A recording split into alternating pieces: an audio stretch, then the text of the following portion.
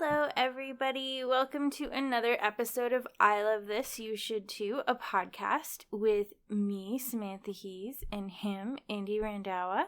And of course, here on I Love This, You Should Too, we are proud members of the Alberta Podcast Network, which is locally grown and community supported. And we love getting to talk about our sponsors every week. Yeah, and this week, oddly enough, one of our sponsors is the Alberta Podcast Network, so we get to play this little clip from one of our co-members, and that one is called, quite simply, Eat More Barbecue. Hi, y'all. This is Ryan from the Eat More Barbecue podcast. I'm just a guy that loves slow-smoked southern barbecue. I love eating it, I love cooking it, and I really love talking about it. I want to help grow the barbecue culture here in Alberta, and this podcast is a great way for me to share the stories of the people involved in the barbecue community, like restaurant operators and competitive barbecue cooks. Along the way, I also visit with other folks like farmers, distilleries, breweries, and anything of interest to barbecue people. A new episode comes out every Wednesday wherever you listen to podcasts. Keep on smoking, folks. Well, I think everybody could eat more barbecue. I don't know if everybody should. No. I probably should. I mean, because it's enjoyable, not because it's, a healthy thing to do. Yeah, let's eat more barbecue. Let's take that advice. Let's buy a barbecue. Deal. Well, today we'll each have a spoiler-free thing of the week, and then at the end, Samantha will let us know what we're watching for next week. But first, Sam, what have you been into lately? So I'm going to do another book to this today because, like we said, I think a pre-episode ago, I have read a lot of books. I'm almost at my 75 books for the year. So the book that I am excited about this week is called The Other Mrs. Miller. And this is one I read earlier this year, but it kind of stuck with me. It's one of those books where I don't want to tell you too much about it because it's got some pretty crazy twists and some character relationships that you kind of don't see coming. So I'm going to try and not give any spoiler things from the book, but it's written by Allison Dickson. It was published in July 2019, and it is kind of a thriller, mystery, suspense novel. Are you able to say anything about the plot without giving it away? I will try because all of the synopsises I found online really kind of give away a large part of the plot just in how they describe it. And I think it's a smaller part of the major plot. So I think they think oh, it's okay. But this is about a woman named Phoebe Miller. She has a famous father and is kind of used to paparazzi and people knowing who she is and maybe a little bit of stalking. So she notices a car starting to show up in the on the street that she lives in, and she doesn't know why someone would be spying on her unless it was about her dad. So she is a chronic day drinker. I think we just call that alcoholism. Yeah, probably. But unless you're on vacation, then it's just fun time. Oh, yes, exactly. And she barely leaves her house because her dad has left such kind of a shadow over her life. And she only starts to retreat out of her shell when a new family moves in across the street, and she has this new best friend named Vicky, and Vicky has a son named Jake, and as soon as they come into her life, things start to get very strange. Ooh. I was trying to figure out a word for that, but I think strange is the best word. Strange. I guess I can't ask how, but not supernaturally strange? Not supernatural. There's no supernatural in this book. It is peculiar. Odd strange, things happen? Creepy, maybe. Okay. But there's also some kind of psychological stuff that happens, so you're never quite sure if it's Phoebe who's not fully cognizant of what's going on. Oh, or do we have an unreliable narrator here? Possibly. Oh, okay. So you don't really know until the end of the book, but yes, it's definitely Phoebe begins to kind of doubt herself halfway through the book. But this unreliable narrator you felt more relatable than, like, I'm a cyborg, but that's okay. Yes. Okay. Yes. And maybe that's just because I'm more familiar with, or like I relate more to this like world, whereas that mental institution with Cyborg Girl, I didn't really relate to that much. I could imagine meeting these people. So I don't want to say anything else though, because I'm worried I'm going to spoil it. But if you like books like Gone Girl or anything that's kind of psychological and has lots of like twists and turns and like a really shocking outcome, then this is a good book for you. Do you find that this movie or this book has perhaps some shared content with A Simple Favor? Possibly. Okay. In that it's like two female friends and Twisty and turny? I think this might be twistier than Simple Favor. Oh. I feel like this would be really hard to make into a film because there's something about reading it that I feel like would be hard to translate to the screen. And then, of course, my follow-up question is, are they making it into a movie? Because it seems like any book with a little bit of success gets turned into a movie.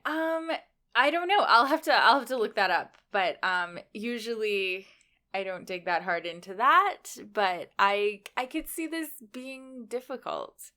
There's a lot of like nuances that would be kind of maybe I'm just not a very good filmmaker. Or what they usually do is they just turn it into a bad movie. There you go. Because there are a lot of books that should not be turned into movies that have been to sometimes it's quite surprising how good they can make it, but a lot of the times they'll just make a very mediocre movie out of it. Yeah, I think reading it would have a better outcome than watching it.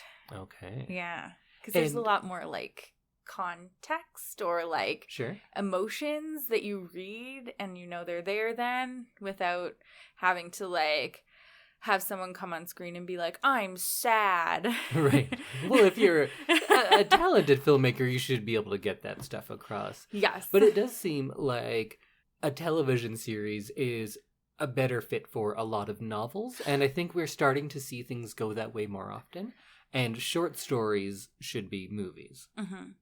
I agree. I think this might actually be a good, maybe like 4 episode, like a mini series or something. Okay, not even a full. No, I don't know. I feel like then it starts to lose the like snappiness of the plot if you make it too long. So I don't know. I could see this being divided up into like quarters. And you often like to listen to your books. Was this one you listened to as well? Yes. And then my next thing is, because you've become quite a connoisseur of audiobooks, how is the narration on this one? I really enjoyed it. Okay. It was very, very good. Yeah, you know that I will literally listen to a book for 10 minutes and then return it to the library because of bad narrators or whatever. So I enjoyed this one. The voice, this is one of those ones where the voice really matches kind of the character and the feel. Is the narrator anyone we would know? I don't think so. Which I think is good because, like with voice acting in movies, we tend to just give it to celebrities who are famous for something that is not voice acting, and we just think, they'll be fine. Yeah, the only so it's good time to see voice people do it. Yeah, the only time I like when actors do it is if it's like a biography or like an autobiography. Sense, yeah. When they're reading their own book, that's the only time I like it. That being said, I listened to some of a book. I ended up reading most of it, and it was narrated by John Malkovich, and I was like, that's pretty good, actually. It is narrated by Holly Palance, who I don't know that I know, but I really liked her. I've become such a snob about narrators that now I'm just listening to like all the books that a certain narrator has narrated.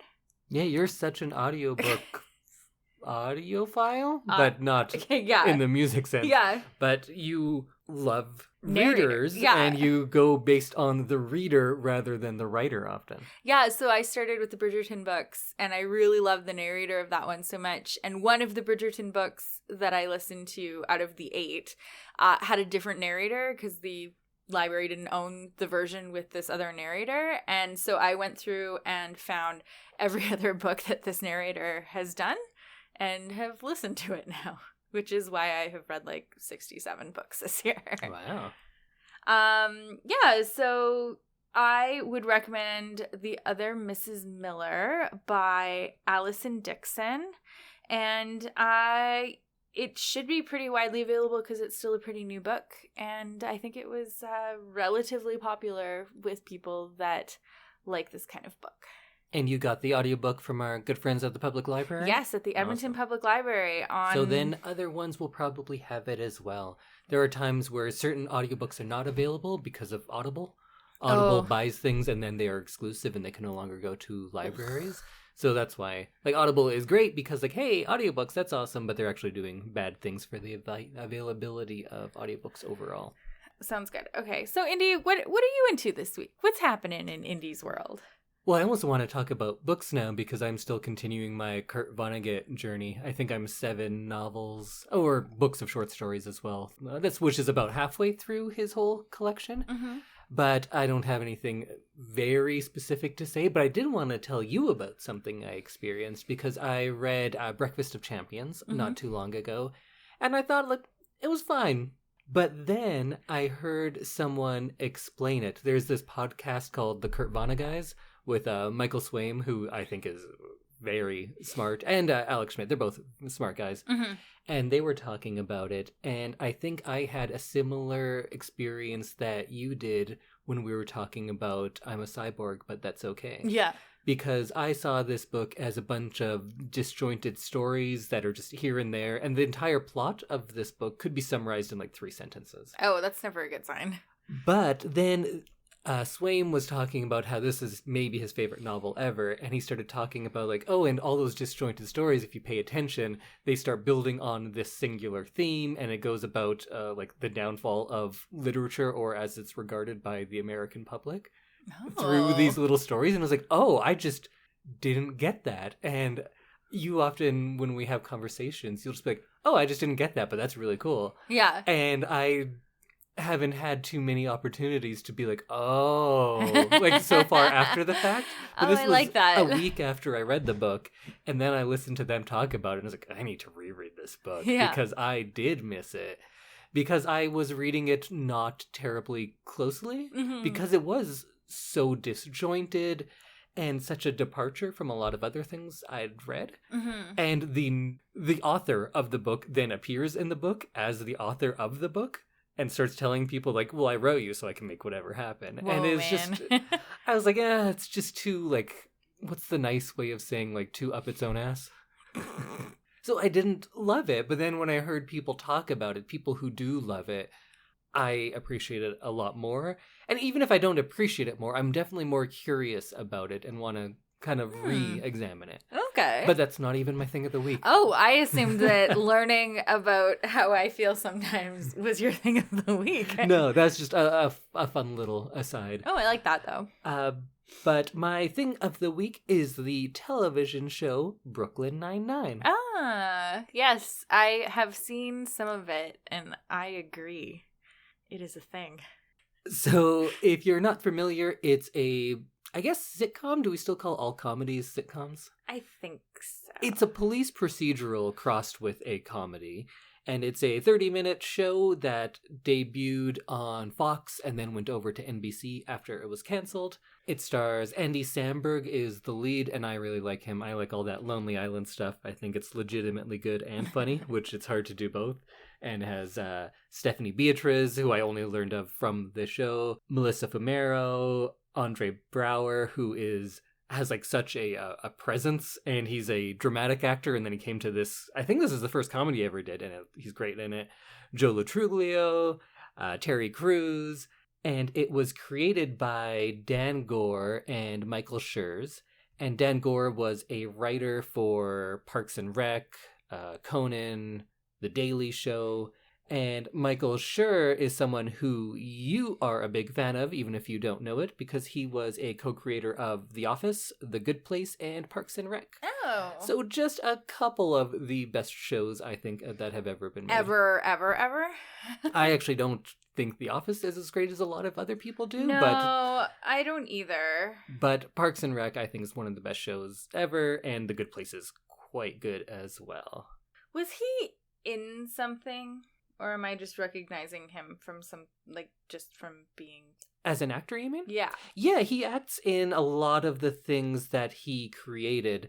I think you might recognize him as Mose from The Office, like Dwight's cousin. Yes. Okay, I saw his face, and it's him at an awards show, so it's not even like him dressed up or anything. But I definitely recognize him from that. It's funny because he has this like silly role, but he created all of these shows. Wow. And it's about a police precinct in Brooklyn and the funny hijinks that they get into. But there are actual crimes going on that they're solving, sometimes that are funny, and sometimes it's not really a funny crime, but the characters are what makes it funny. And I think it's definitely a character-driven show. And I appreciate character-based comedy more than a lot of the like non-sequitur comedy we see on most sitcoms. Because the comedy is derived from, and I just hear myself saying this, and nothing is less funny than explaining why something is funny. Please tell me why this is funny. But that's kind of what we do on the show. It's derived from getting to know these characters and their behaviors, and then how they react in specific situations. So it relies a lot on the character building over the episodes, which is, I think, very good, and the performances, which I also think is really good. They do get into like wacky situations, but they don't rely on the wackiness as much as the characters' reactions to those situations. Oh.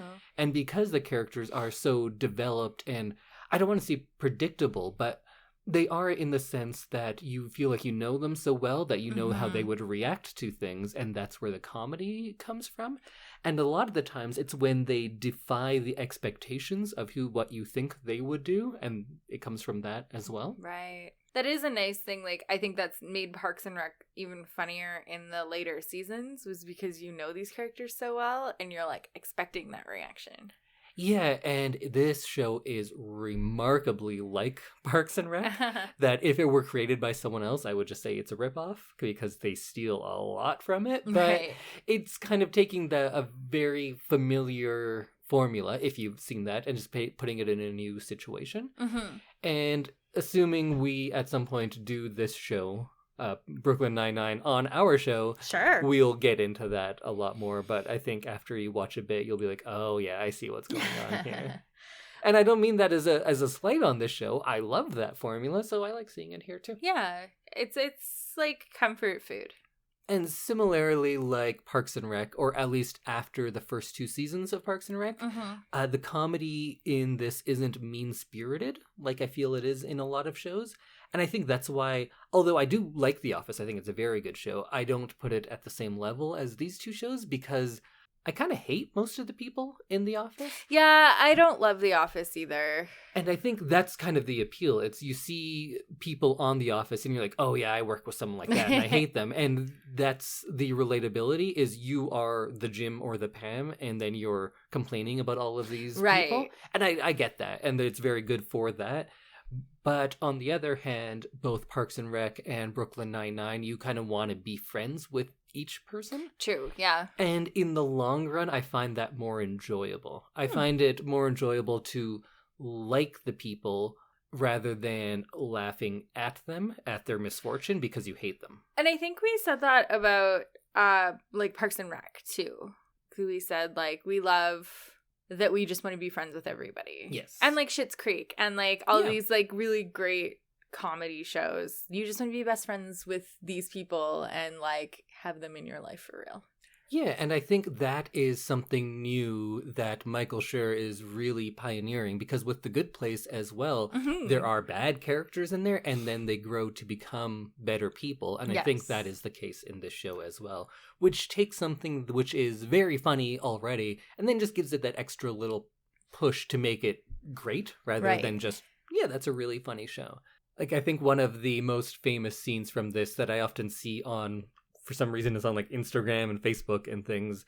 There is a cold open where there's, like the usual suspects lineup thing where they're all lined up, all the suspects for a crime, and you say like number 1, step forward, that whole bit. Yeah.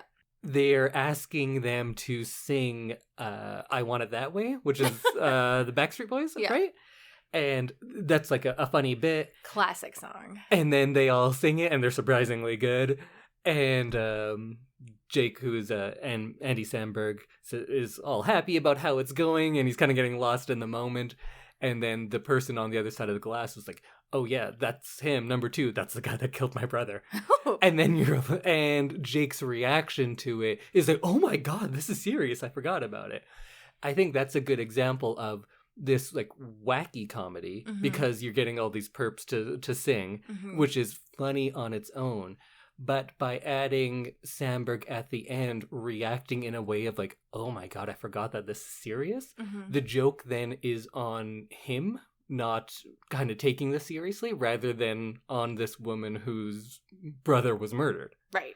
And I think that's like a good example of how things are treated on this show. Victims are not the joke. Right. Sometimes their own ineptitude or preconceptions is the joke. And I think another thing the show is really famous for is its diversity without getting into tokenism, because it's super rare to have a show that has 2 black bald men on it. You just can't have it unless your show is all black people. I didn't think about that, but yeah, you're right. Or 2 Latino women. Right. Or 2 queer characters. Unless the show is explicitly about that, you just don't get it, because tokenism is like, okay, we got a gay person, done, checkbox. Yeah. Like, we check that off. It's a form, yeah. This show does not do that, and not because they're trying to prove how diverse they are, but they have these really strong characters written, and then they just cast actors who are great for that, regardless of what they look like. So being black or gay or Latino doesn't define any of these characters. It's just a part of who they are, which is still like really rare on TV, to have anyone who is a minority and their character is not just, I am this minority. Right. And it never seems to be like proving a point through any of its casting. And it's because of that I think this does a better job at having a diverse cast and celebrating that, rather than just getting into tokenism of, we have 1 of each race. There, you guys are happy now, right? Because then it is like a form. Yeah, exactly. I like the fact that on this show, being a man can mean that you're like opera loving and gay. It can mean you're a bodybuilder who's a great father. It can mean that you have like Arrested Development and a bunch of father issues yourself. Or it can mean that you openly express love at every opportunity. There's just a wide variety. Similarly, being a woman can mean that you're super tough and you carry a 10-inch Bowie knife in your boot at all times, but you still love ballet. Or it can mean that you're a great leader or a great mother. Or it can mean that you never want to get married or have children. Like, all of those are just as valid in this show, which, again, is not going your own everywhere. way, making your own choices. Yeah, I do love shows like that don't, like, stereotype. Yeah, it's hard to find a stereotype on this show. Yeah. And when there is one, it is for the comedic purpose. It's like making fun of it. Of people who believe in such stereotypes, not the people who could fit into those stereotypes. Right. Which is a fine line, but an important one. Yeah. And I love the friendships on the show, which is something we had definitely talked about with both Schitt's Creek and Parks and Rec. And how friends on this learn and grow from each other, and they're vocal and loving in their friendships, which is just nice, you know? Yeah. And I like when characters do get together romantically, because, of course, on a show that has to happen eventually, they don't treat each other badly for the sake of a joke, which happens on a lot of TV shows.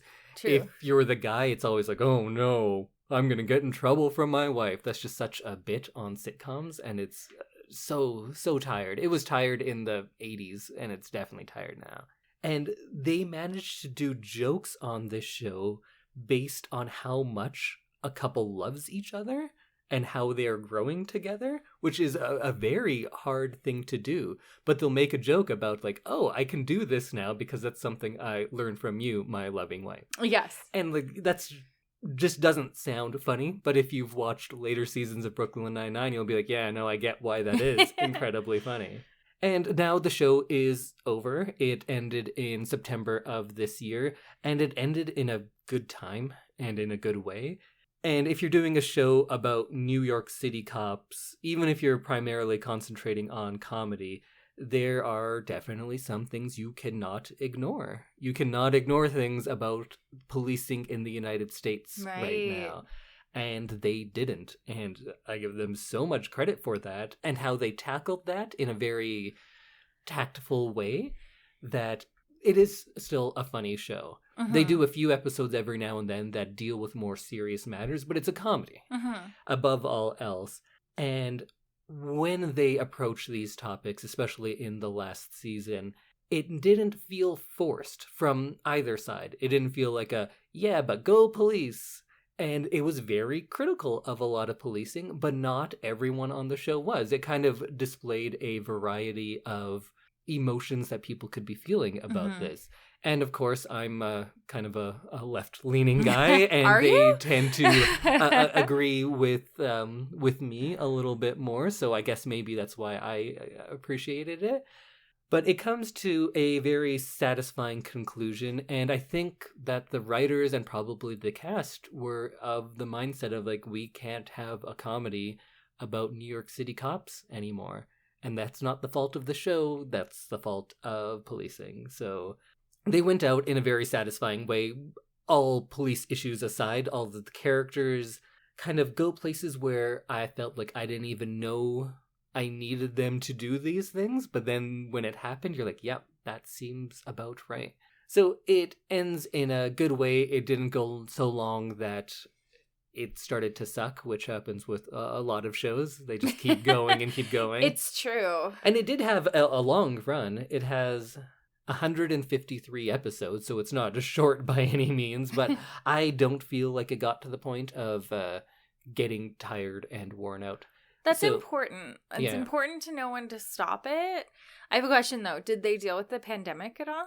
They did. Okay. Because they kind of took a year off during all of that, like most shows did. Yeah. And it didn't deal with it a lot. They dealt more with issues of police brutality than they did with COVID issues. But both are addressed. But of course, it's a police show, so that's going to be addressed more. Of course, yeah.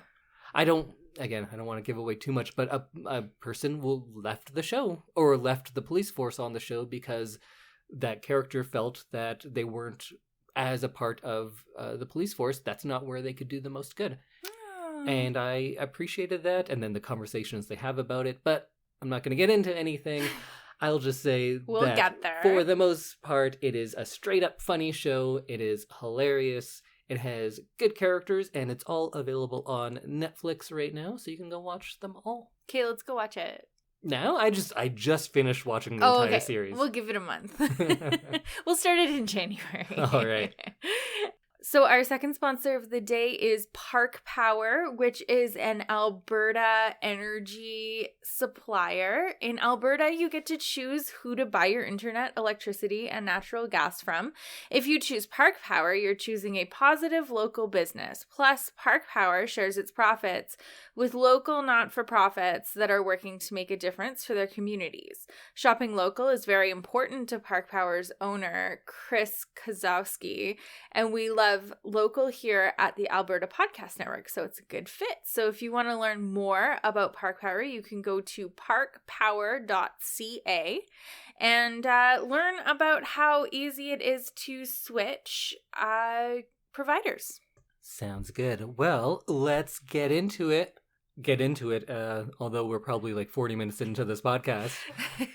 Let's get into it. Samantha, are we going to be watching next week? So I am doing another I really loved this, I might still love it too episode. Okay.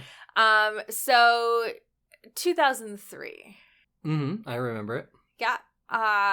I think I was in grade 9. This was the peak Keanu Reeves time. Oh, okay. And Let's go. He's not like the main character of this movie, but he is a significant part. And if you listen to our Lake House episode, you know that I just like love Keanu Reeves forever and ever.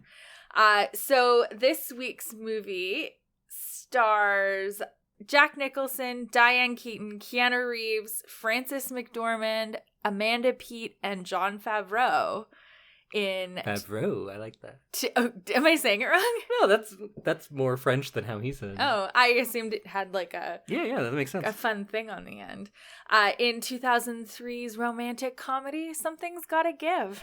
I might have seen this. I had a feeling you might have. Oh, no, wait. I did not see this. Okay. I was thinking of As Good as It Gets with Jack Nicholson and Helen Hunt. Oh, yeah, no. Because that was good, I think. I don't remember. Something's Gotta Give. Well, if I have seen it, I definitely don't remember it. What's this movie about? So it is about an aging womanizer named Harry, who's played by Jack Nicholson, and his young girlfriend, played by Amanda Peet, and they take a weekend trip up to her family's beach house in the Hamptons, and they find out that her mother, Erica, who is played by Diane Keaton, also planned to stay for the weekend. And Erica is not for the relationship between Harry and her daughter. And Harry then has a health emergency and is stuck in that house with Diane Keaton on bed rest. And then he falls in love with her? Yeah. Well, no, you ruined it for everyone. No, it's twisty and turny, but not like the book I was talking about earlier. Keanu Reeves plays a doctor, and there's a farmer's market scene, and he's wearing a blue shirt. But this isn't a Keanu Reeves movie. This is more about Jack Nicholson and Diane Keaton. So, as a 14-year-old, you're like, who I'm really into is Diane Keaton and Jack Nicholson? Or it was all about Keanu? I saw this because Keanu Reeves was in it. But you still loved it? Oh, yeah. Because of non-Keanu things? I think I enjoyed the story. It's if I remember correctly. I haven't watched a trailer or anything because I didn't want to remember anything specific. Mm-hmm. But I do remember enjoying the story. I remember enjoying the relationships that happened in this movie. And it's just a nice looking movie because it's set in this beautiful house and it's set in the Hamptons. So you get really nice beaches and stuff. And it's, aside from it being what I remember to be a good movie, it's also just nice to watch, to look at. Oh, and this is a Nancy Meyers. It is a Nancy Meyers movie. Who is big time. Yes, she has written a lot of romantic comedies.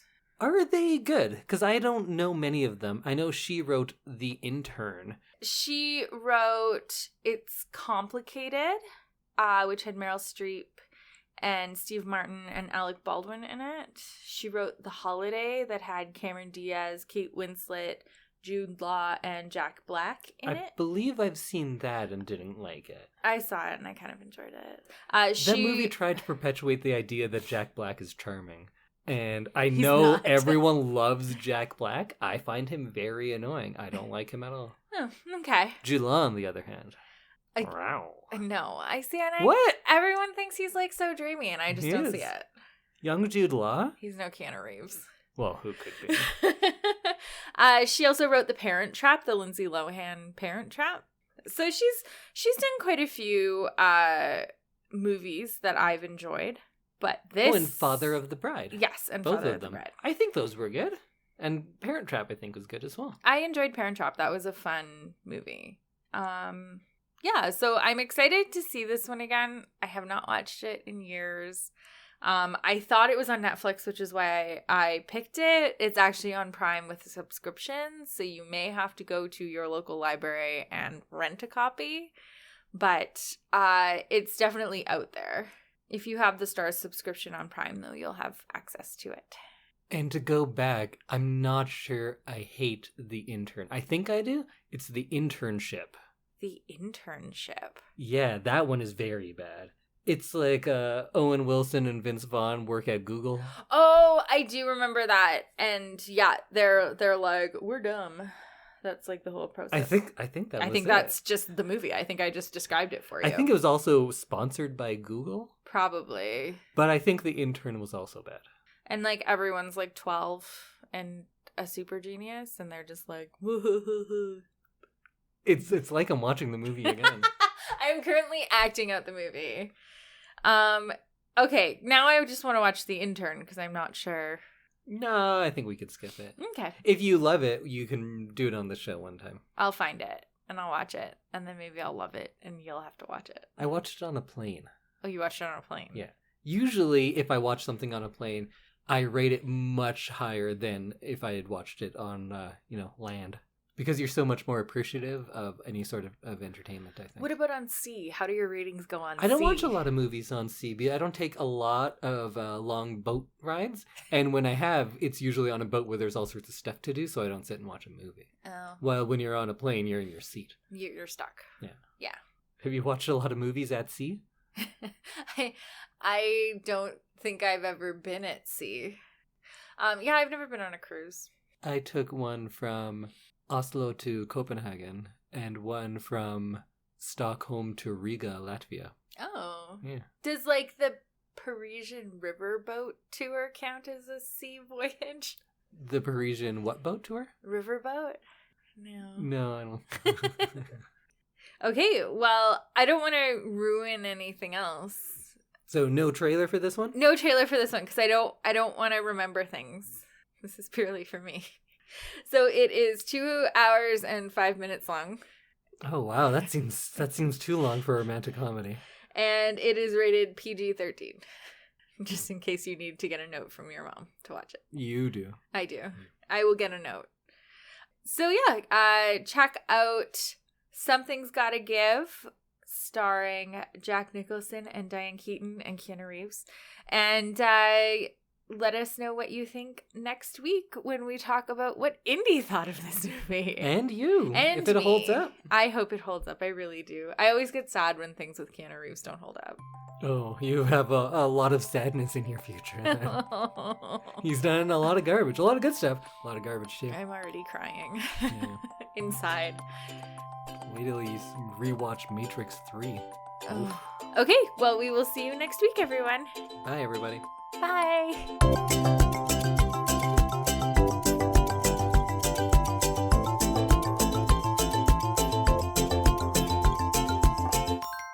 Jack Nicholson and Jack Nicholson